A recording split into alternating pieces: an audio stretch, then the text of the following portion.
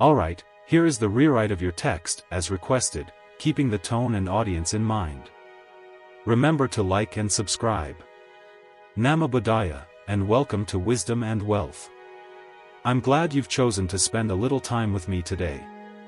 We're going to explore the profound benefits of practicing mindfulness and how it can enrich your daily Buddhist practice. For those of us navigating the complexities of life, especially after 40, finding inner peace and balance becomes increasingly important. It's a journey, and mindfulness is a powerful tool for the road. Now, if you appreciate discussions about Buddhist teachings and how they apply to our modern lives, please consider liking and subscribing to the Wisdom and Wealth channel.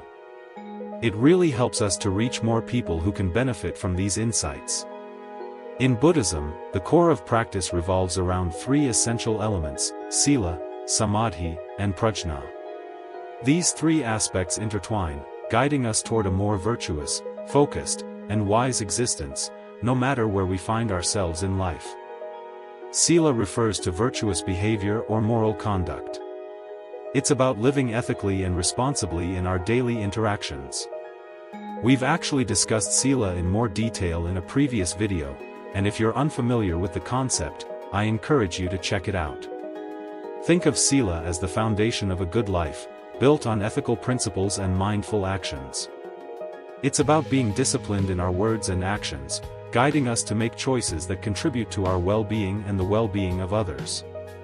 Mindfulness plays a key role in strengthening our ability to practice sila. Then, there's samadhi, which embodies mental concentration. It involves cultivating a focused, one-pointed mind, allowing us to experience tranquility and inner peace. It's about taming the mental chatter and finding stillness amidst the chaos of daily life. Finally, we have prajna, representing wisdom.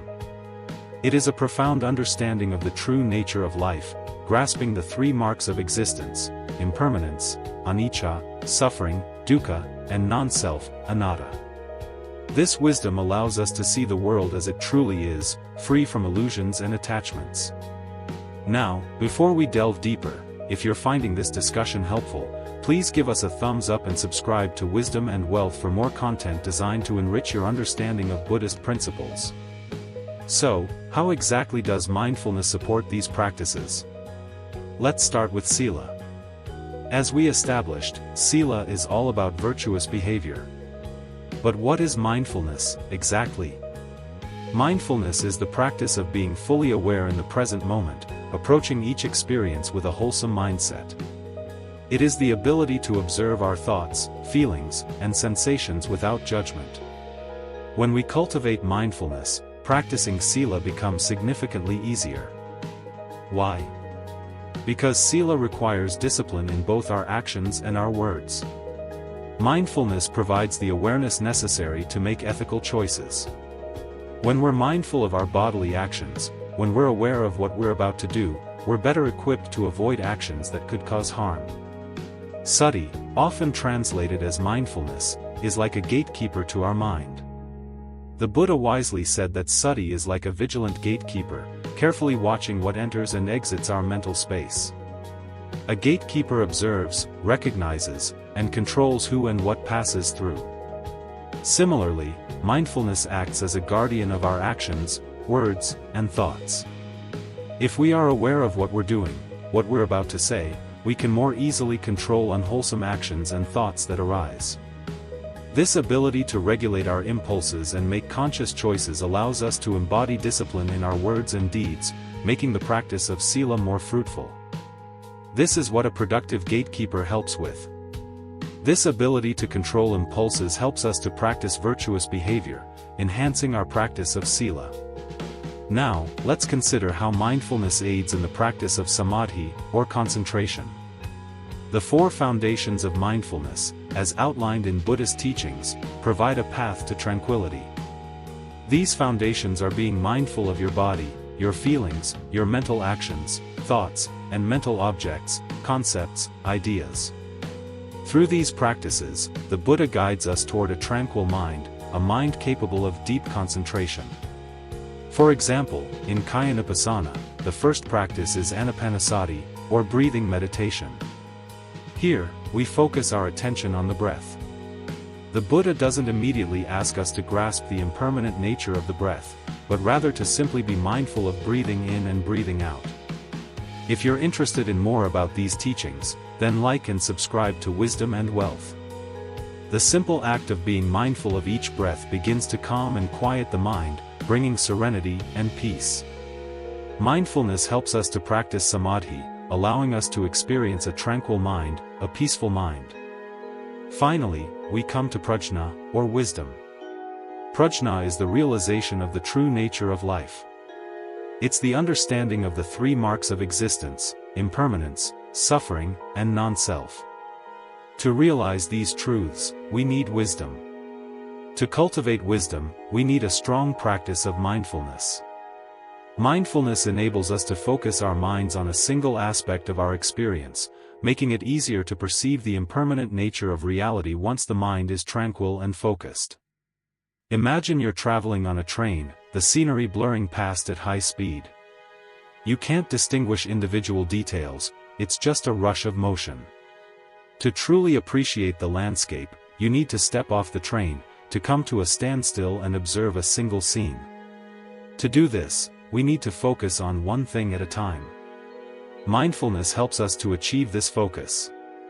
The realization of the true nature of our lives depends on a tranquil, focused mind, and a good awareness. Practicing mindfulness cultivates this awareness, enabling us to gain wisdom and see life in a more profound and insightful way. Thus, this is how the practice of mindfulness helps us to be more productive in Buddhist practice. So let's all practice this amazing practice of mindfulness in our lives. Namo Buddhaya. Welcome to another video. In today's video, let's talk about relationships, and I'm going to be sharing with you 6 principles taught by the Buddha on having a healthy and happy relationship. Well, maintaining a healthy relationship, maintaining a happy relationship or long-lasting relationship is a bit challenging. Why? Because we have different personalities. We are different from one to another, right? But we lose this ability to understand about this situation, this reality. What is the reality? The difference between each other. Sometimes we ask from the people, or we ask from our partners, why can't you think like me? Why can't you be like me? Why can't you act like me or behave like me? This is where we make many problems in relationships. But if we can realize the difference between one another, or if we can realize this reality, what is that? We are different from each other. Then we can get the power of understanding. There's one important quality that we must practice in any kind of relationship, and that is the understanding. Right?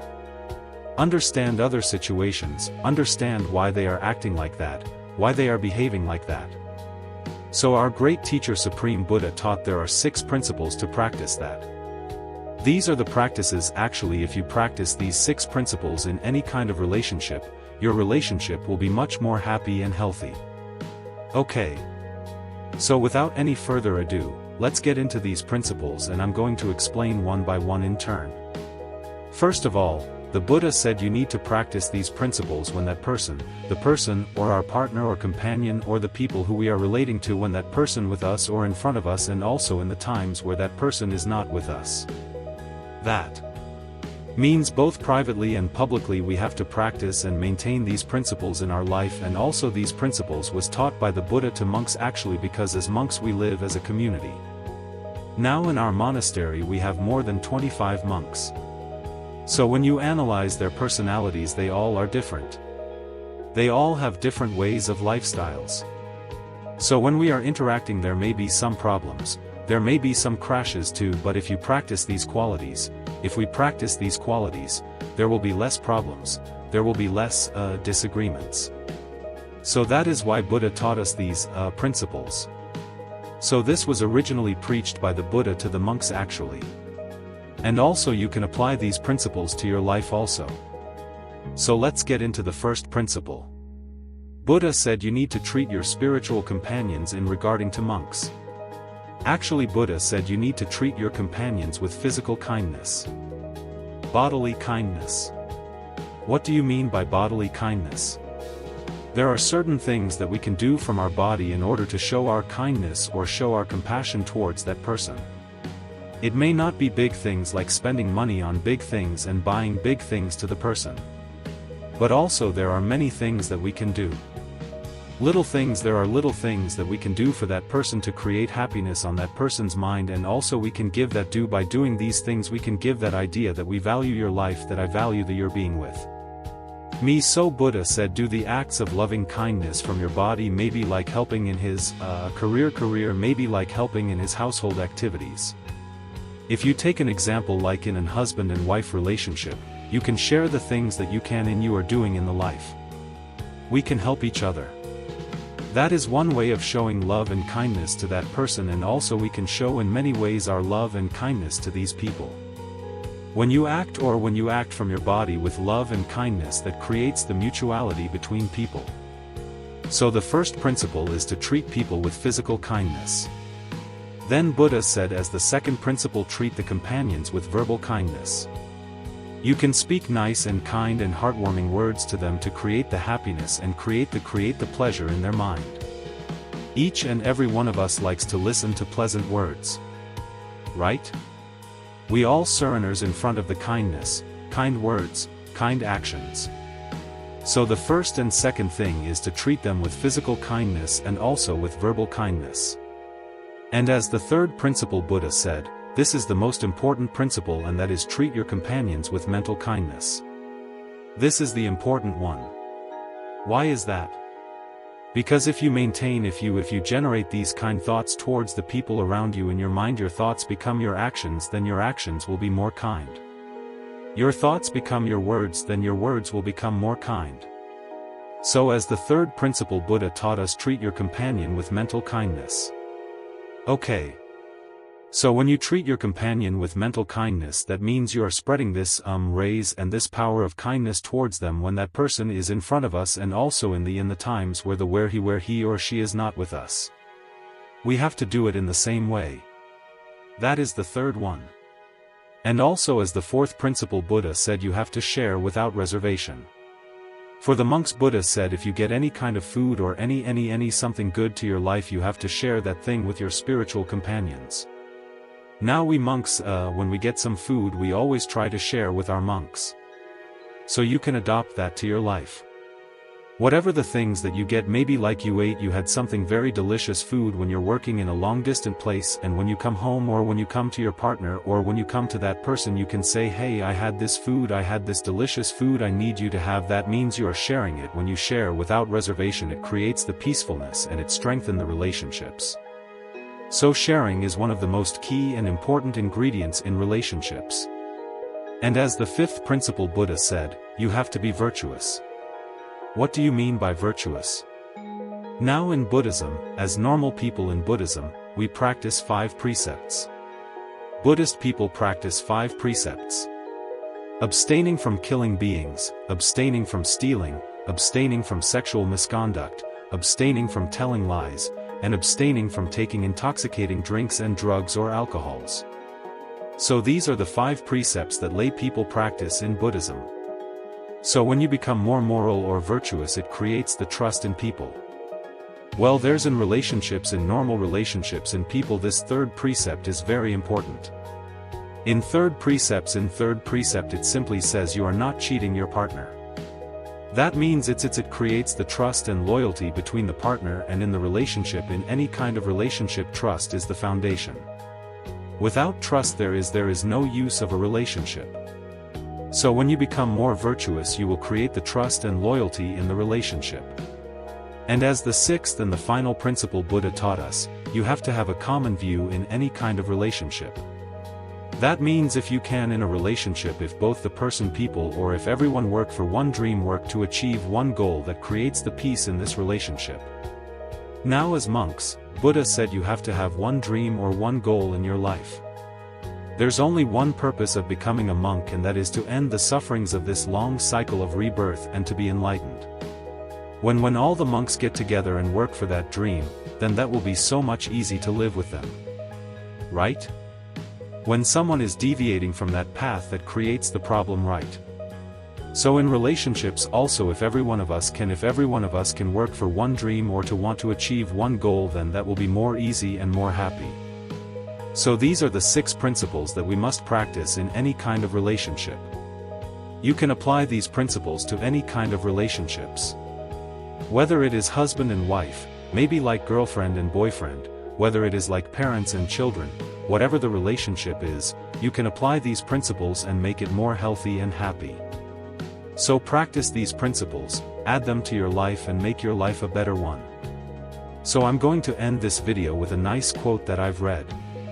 It says, all relationships go through bad times, but the real relationships get through bad times. So practice the principles and make your life a better one. No matter how good we are, no matter how talented we are, there are certain times in life we are going to make mistakes. We are going to mess things up in life. In such times, one of the most common things that we do is we hate ourselves. And this self-hatred can end up in serious situations like suicide. See how many times we say I love you to someone. How often we say we say it often, right? But how often we say I love myself. I appreciate who I am. This is something that we don't do oftenly. See, in Buddhist practice, the first step of spreading love and kindness is to practice love and kindness, or spread love and kindness to yourself. So the Buddha saw that without being filled with self-love and self-kindness, you cannot be kind to someone else. So that is why we have to learn how to be kind and how to love ourselves without hating ourselves. So from this video I'm going to be sharing with you few things that we have to understand and we have to practice to stop hating ourselves and to start appreciating and loving our life. Number 1. Do not believe in labels. See, there are lots of labels that we have put on ourselves. For an example, your name. Your name is a label that was given by maybe your parents, and everyone start to call from that name, and it became your personality. It became who you are. Okay. Same like that, we are so good at labeling ourselves with our imperfections, with our mistakes, or with our incapabilities. But here's the thing. The more we label ourselves with our incapabilities. For an example, people say to themselves like, I am a person who is being angry all the time. Okay? I am a person who has a weak mindset. I am a person who is lazy all the time. Okay? I don't have any friends. I'm not getting in with friends. Okay? I cannot be with these people. So the more you label like that yourself, it becomes your personality, and that is why we should not believe in the labels that we put on ourselves. Why? Because a label or your incapabilities or your weaknesses or your mistakes are just a thought pattern, and it is always can be changed. Okay. You can always improve, and that is why we should not label ourselves with our incapabilities and our mistakes or from our weaknesses. We always have the chance to improve and to evolve. Number 2, learn to accept mistakes. Mistakes are the proof that says that we are trying in life and we are not willing to give up on ourselves. Every great person in this world has made mistakes, and they have learned from their mistakes, and that is how they evolved, and that is how they achieved the greatness. Always remember, the mistakes will never define your character unless you define your character with your mistakes. So do not let your mistakes to define your character. Always you have the chance to improve and move on and make yourself a good person and improve yourself. Believe in it. Number 3, stop criticism. This is something that is very important that we have to focus on in loving ourselves. Stop criticizing yourself. Stop criticizing others. Now here I'm not talking about the constructive criticism. I'm talking about the negative criticism. Okay. Do not criticize others, and also do not criticize yourself. Okay. Why we should not criticize others? To put others down. In each and every time when we criticize someone, we give the message to our mind that we are better than them. Okay? I am perfect than them. And you set standards to yourself.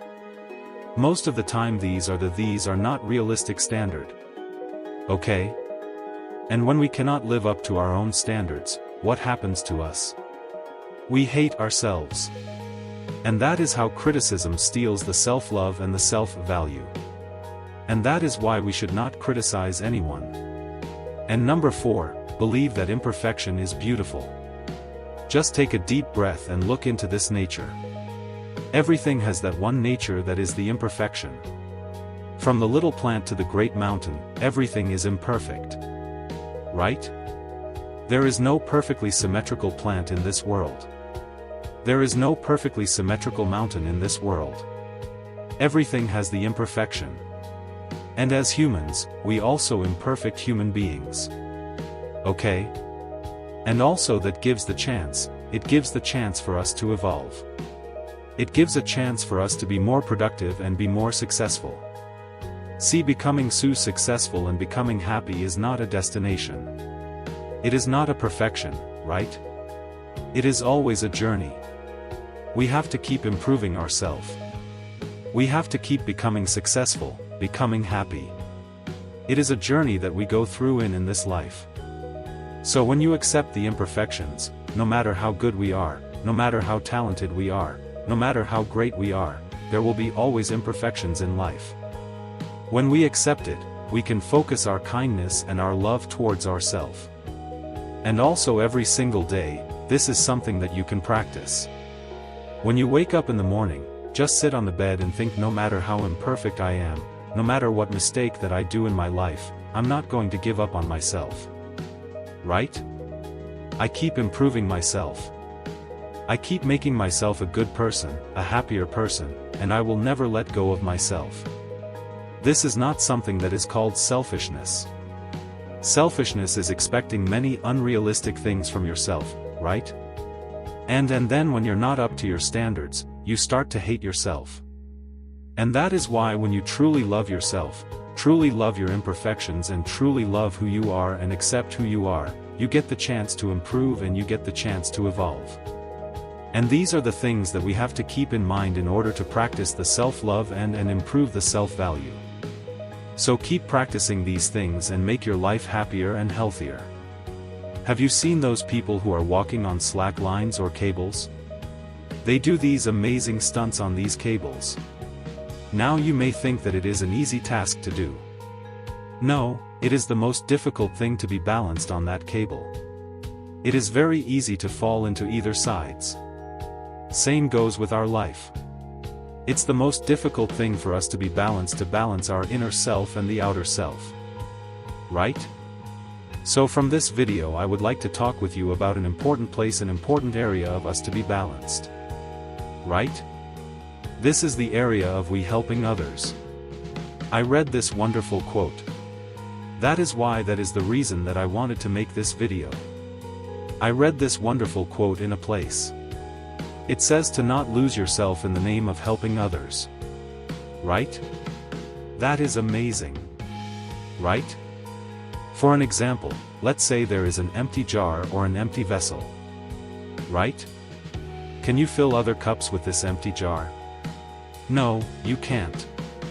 If you need to fill other cups, then you need to fill the jar first. In the same way, the Buddha says that you need to fill yourself. You need to take care of yourself, right? You need to improve yourself in order to help others, right? But it is very easy for us to be it in an extreme. Let's say if you're someone who is committing the fullest in yourself on the happiness of others, on the benefit of others, on the betterment of others, right? If you are a parent, if you are someone, if in your relationships, let's say you are committing your fullest self to maintain this relationship and to help others and to make others happy, right? This can be an extreme. This can go to an extreme where you lose your character, you lose your identity and you lose who you are in the name of helping that person. Right? From the other person's perspective, it is a good thing to do. It's a great help for that person. But when you too much helping others without taking care of yourself, when you forget to take care of yourself, there are certain downsides that occurs in your life. One of them being the more you help without improving yourself, you reduce the quality of your health. Right? You reduce the amount, the productivity of help that you're going to give to that person. Right? Now with the time when the quality reduces, that person is not getting what they got before, and they will complain, why you are not giving me, why you are not committing your fullest self for this. But in reality, you're doing it while losing who you are. Okay? So that is why the Buddha said it is really important to balance that, to be in balance when you help others. So the Buddha gave a wonderful simile or a metaphor to understand about this. Buddha said, be like a cow, a mother cow who has a baby calf. What do you mean by that? That means the Buddha said there are two jobs for a mother cow to do. One is that she should graze. She should first feed herself. Okay? She should eat grass and graze and feed herself. And also the other job is to take care of the baby cow. She should give milk to the baby cow. Right? What if this what if this mother cow forget one job? Okay, one of these jobs, let's say the mother wanted to only to graze and feed herself and not take care of the baby. What happened? The baby calf will die eventually. What if the mother only gave milk, only be focused on giving milk to the baby calf will survive, but mother will die eventually? Alright? So in the same way the Buddha said, for monks, as monks we live and we are committed to a spiritual life, right? That is the sole purpose of entering a monkhood, to live a spiritual life, to be more focused on the spirituality. Now when you do that, it doesn't mean you don't help others, you don't help and you don't work on others' happiness, right? But when you do that, okay, one part of our monks is to help other people with Dharma, with Buddhist teachings, and helping with doing charity and doing helping them with emotionally, right? When you do that, there is this part we forget our main idea. We forget our main goal, why we came to this manhood, and our jobs going the other way. Okay?